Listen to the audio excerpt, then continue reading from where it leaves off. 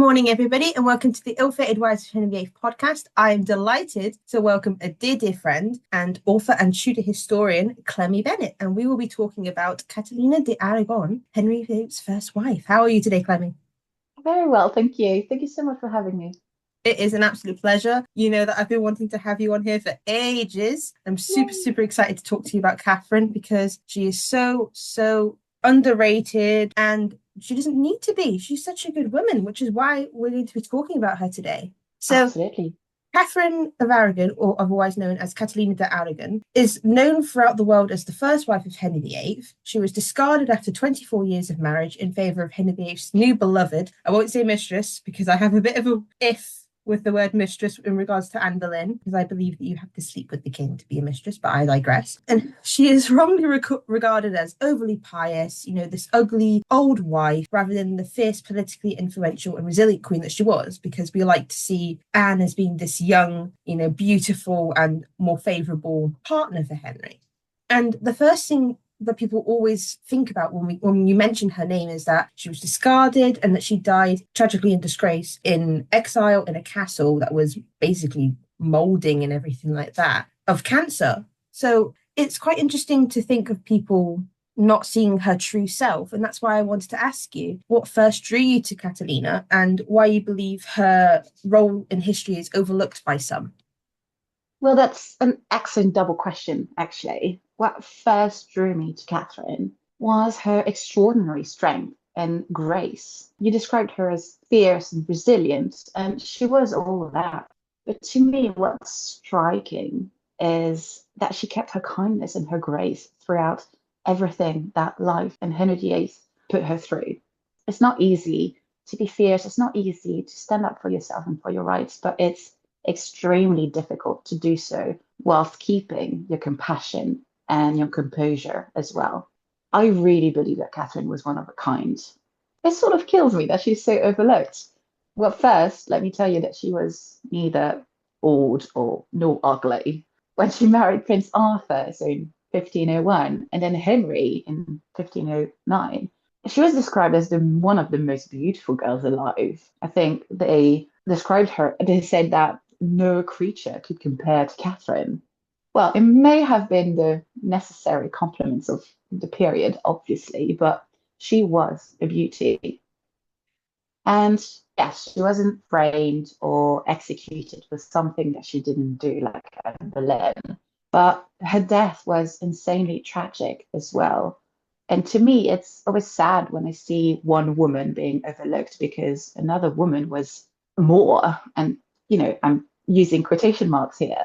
I hate when Catherine and Anne are compared, their lives, their pregnancies, their deaths, whatnot, because they were two distinct, different women. Catherine has been overlooked because it's easy to make one woman less to give more to another. And I believe that we took from Catherine to give to Anne through no fault of Anne's. Anne was fascinating, and studying her is terribly exciting because her life was really dramatic, was really mysterious as well. I mean, we still don't know her date of birth, so I get it. But Catherine existed as well, not only as a comparison to Anne, not only as Anne's predecessor.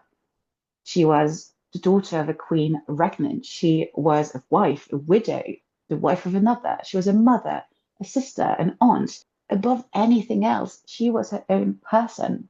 She was the first female ambassador in the whole of Europe in 1507.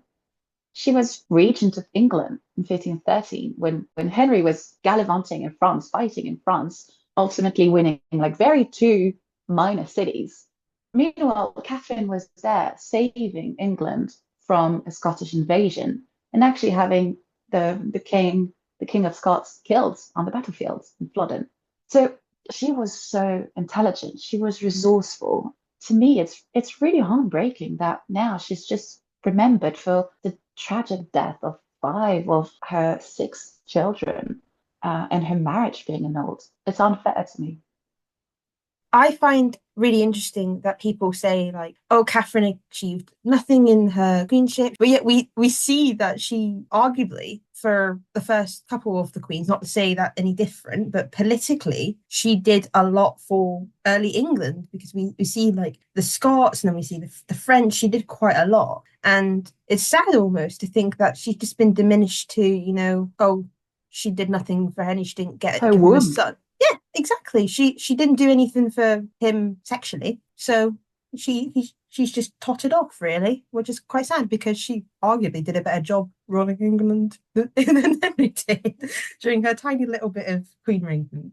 I wanted to ask because her queenship is arguably one of my favourite things to talk about, not just her relationship with Henry, because I think that's two different separate things. That she achieved a great deal, as I said, for England, but also on a personal level. We often forget that her duty as a queen was not just to provide the king with a male heir, but her subjects with a better future. We see that she did do a lot for the church. She did a lot for Mary and for women also. She promoted female education because she wanted her daughter to be treated the same way as a future male heir would. She was very, very popular in the fact that she wanted that for her daughter with Henry. What in your mind symbolizes her greatest achievement or accomplishment as queen? It can be small, it can be big. What do you think is her greatest?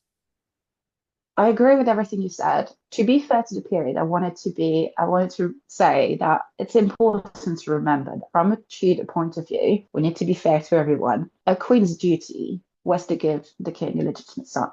It was the most important duty. It was at the core of their very existence. The line, the crown had to be secure. And back then they thought that it could only be so through a legitimate son. So this aside, you are right. It was not her only duty. And again, I think my answer will be in two parts, if that's all right. Well, first, I think Catherine accomplished what few managed to accomplish before her. If you put the lack of surviving sons aside, Catherine was the ideal wife in the eyes of Henry VIII and in the eyes of all the subjects of Henry VIII. She was pious, she was quiet, she was supportive, she was kind, she was generous, she was beautiful. In the 16th century and before, that was more or less the ideal queen consort. But at the same time, she also managed to be more. She advised her husband. She liaised with her father, the King of Spain. She acted as his ambassador. She acted as regent. But she also openly debated at the dinner table theology, on philosophy. She had brains. People knew it, like Sir Thomas More, Erasmus, Sir William Blount. She debated with them, with Henry. There's something that not a lot of people know about Henry is that he loved to actually debate on theology. He was very interested in that. As long as at the end of the discussion, he was shown to be right, but he loved the debate. So people knew that she was very clever, that she was cleverer than Henry, although no one would say that, obviously, and Catherine wouldn't say that either. But she managed to find that sweet spot between being that beautiful accessory on the king's arm and the kind figurehead of royalty, because that was her role.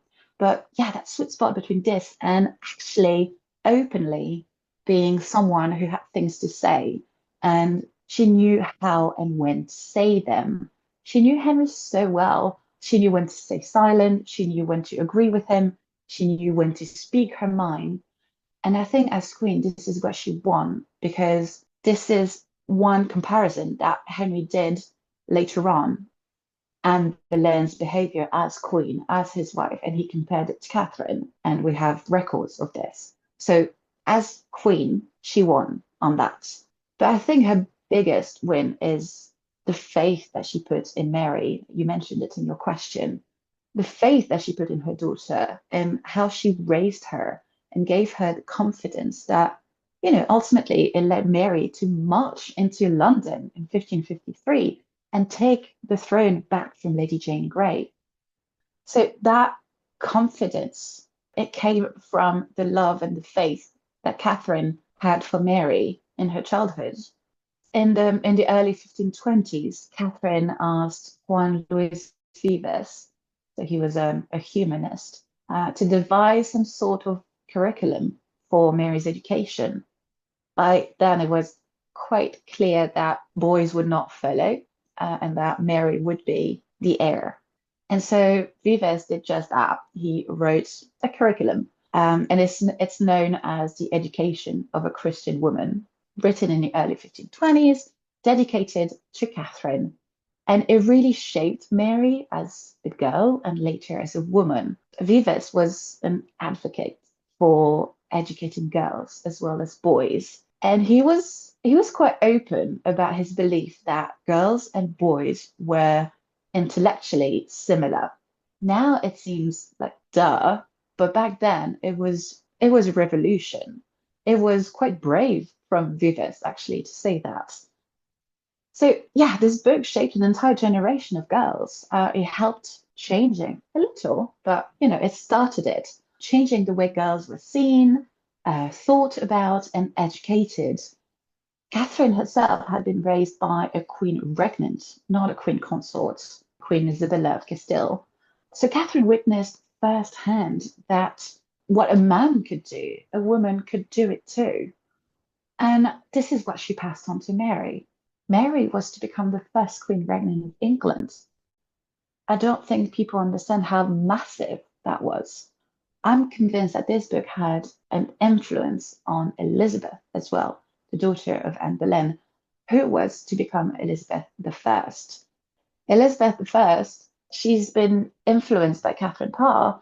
Catherine Parr was the daughter of Maud Parr, and Maud Parr was a really close friend to Catherine of Aragon. So it is all linked. It all stems from Catherine believing that her daughter could do as well as the brother she never had, that Mary could be the first queen pregnant of England. And Catherine was right. Catherine was right. She put her faith into Mary. Back then, it could have been seen as a gamble, but she won it.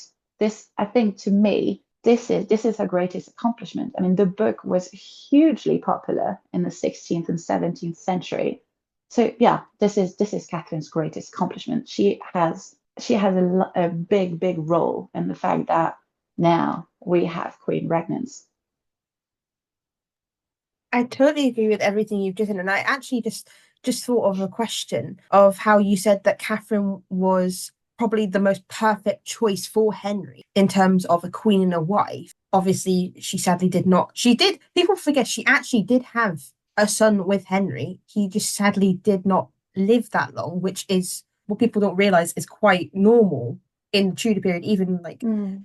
royal children did not live long. Even Henry's younger siblings didn't last into adulthood as his three other siblings did. But I wanted to ask you, if Catherine had succeeded in giving Henry that son that he wanted for, do you think that history would now be labeling her as true love, his true queen, rather than Jane Seymour? Of course, if he even would go on to marry Jane Seymour. Do you think that would be the difference now? Oh yes, definitely, because history would have been very different. Henry would have stayed married to Catherine until either Henry or Catherine died. Let's just say that Catherine would have died in 1536 anyway. Who knows? And then he could have married someone else. But he would have stayed married to Catherine until the very end, and he would have mourned her as his wife, as the love of his life, as the mother of his heir, because it's quite difficult. It's a completely different conversation to dive into Henry's psyche. But if he loved any of his wives, I'm convinced that it was Catherine. Again, it's a completely different conversation. But yes, Catherine would have remained queen until her last breath. She would have definitely, not likely, she would have definitely been treated a lot better. So maybe it would have had an effect on her health, a positive effect on her health. She could have lived longer. And Henry would have loved her in the way that Tudor kings loved their wives. Yes, she would be remembered today as Henry's great love who gave him sons. And we would likely not even talk about that because today we talk about Henry and his quest for sons because Catherine didn't give him a surviving one. But had she done that, had Prince Henry, who was born in 1511, had Prince Henry lived, we wouldn't be having this conversation. There would not have been six wives of Henry VIII. So it would be a completely different history. I was just about to say about how the Tudor kings love their wives, and everyone thinks that because Henry VIII cheated on all of his wives, that he didn't love any of them. I'm sorry, but just to set the record straight, almost all men in Tudor England were encouraged to cheat. It was seen as like if once your wife was pregnant, you could go out and like test the waters, test the new fruit, or just I can't believe I'm saying that. It sounds so wrong to say. But it's true though, they were encouraged by the church because men were strongly discouraged to have intercourse with their wives when they were pregnant because they believed that the penis could harm the fetus. But the church also said that to be healthy, a man had to have regular intercourse. That's why mistresses were a thing. Wives were for duty, for the union and the line, the children, the legitimate children. Mistresses were for something completely different. Mistresses were for love and pleasure. This was the reality. It is a bit sad to see how the women get mistreated. And it's the same thing with Catherine, because despite Catherine being, the first of the six, arguably the most important, without her, there's not none of them really. Nothing is really rather said in terms of her intelligence, which you've mentioned, and her political sharpness, which we both know was pretty good for a woman of her time, for somebody who wasn't, meant to be talking about politics in the way that she did. Rather, the focus is on her, as we keep saying, the failure to provide a living male heir. And I say living because she did have one that was born, it just sadly didn't live. Or the fact that she was older than her husband, and people, I'm doing this with air marks, quite a lot older. She wasn't that much older. She wasn't like 10 or 20. She was born in 85 and he was born in 91, so 6 years. And yet she's considered old. But I digress. Can you tell us one interesting fact about Catalina that you wish more people knew about her, whether that's during her queenship or as a personal fact? What can you tell us to tell our listeners about something that may not know? I want people to understand that Henry was as cruel to Catherine of Aragon as he was to Anne Boleyn, and perhaps even more. We always talk about Anne being thrown and executed for something that she didn't do, and yes, it's shocking, it's terrible. But Henry was very cruel to Catherine as well, possibly in an even more heartbreaking way. I feel like sometimes Catherine's death is, we don't really talk about it. Yeah, she died, whatever, because people think that she died of natural causes. Thing is, Catherine died alone. She died in exile. She died stripped from everything that made her who she was. Henry took away everything, friends, her jewelry, her everything. And he took her daughter from her, the only surviving child that they had together. Catherine struggled so much to not to conceive. She conceived quite easily, but then she struggled to have a surviving child, a child that would, yeah, survive the pregnancy and survived the first few days after childbirth. Henry took Mary away from Catherine. He forbid them to be together in the same room, but even to communicate. They weren't allowed to send letters to each other. They sort of did. They managed once or twice, but they were forbidden to do that. And Henry didn't let Mary go to her mother when she was dying. Mary wasn't there when Catherine died. And Catherine died, she died slowly. She died painfully. We know now that she very likely died of heart cancer, which is quite poetic when you think about it. But she died alone. She died in pain. She died afraid for her daughter's future. But she also died afraid for Henry's soul because she was utterly convinced she was his wife. She was the rightful queen, the rightful wife. And so for Henry to be married to Anne Boleyn at the same time, in Catherine's eyes, it was bigamy. And so she was terrified. She was alone in pain and she was terrified. That was simply cruel. And somehow she managed to keep her dignity until the very end. And for me, this is something that I want people to know a little bit more. The cruelty that Henry showed her, the utmost dignity with which she replied to that cruelty. On a more positive note as well, an intriguing fact, a little, very little known fact, is that she likely had a better claim to the English throne than her husband. And this is something that always makes me laugh. The Tudors, so Henry VIII and his father before him, Henry VII, Their right to the throne was dubious at best, considering that they were descended from the Beaufort line. So the Beaufort children, the illegitimate children of John of Gaunt by his mistress, Catherine Swynford. These children obviously were legitimized, but they were barred from ever inheriting the throne. What people don't know about Catherine, because she's thought about like this Spanish princess that has nothing to do with England. They quite forget about all the marriages between royalty and that everyone was more or less, from the same family, were more or less related. Catherine's lineage was perfectly legitimate. She was a great great granddaughter of John of Gaunt, but through his legitimate child from his second marriage. She was part of the royal family of Spain, so she could not technically inherit the throne in her own right, but her blood, her lineage, was so much purer and legitimate than her husband. Yeah, I just love reminding people of that.